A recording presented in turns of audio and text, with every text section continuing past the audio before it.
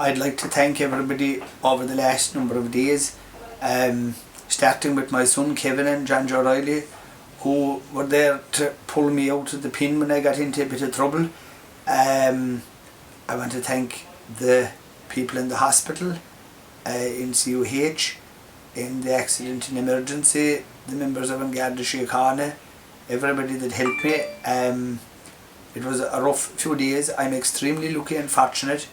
There should be one thing learned out of this though, that farm safety, we all hear an awful lot about it, but I suppose I'd consider myself to be as cautious and more cautious actually than an awful lot of other people.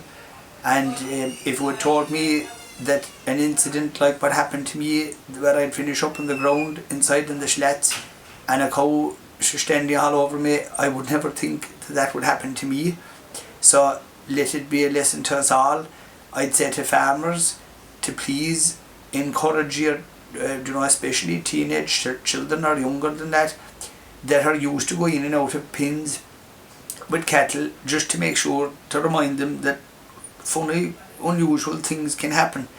And an animal that you know and that you know to be quiet can turn very, very vicious. And I knew it as well, but I didn't think it was going to happen to me. So I just, I want that message to go out, because the people involved in farm safety, they do their best all the time, and their best is very good, and I thank them for that. But an ordinary person like me, who has an accident and who a lot of people know about it, well, maybe good would come out of that. And if this would be the cause of some other, in particular young person or anybody, if it would stop them and make them think, oh, I must have a pike in my hand, or I must have a stick in my hand.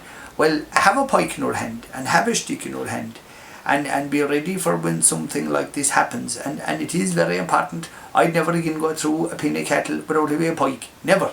Because I catch me once, but I won't be caught twice.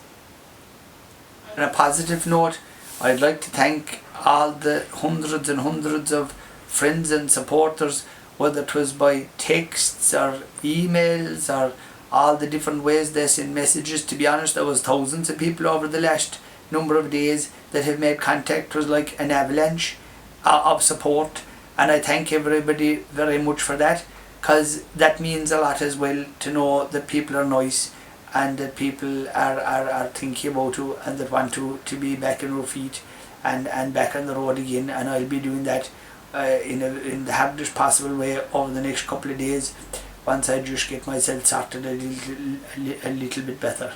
Thanks.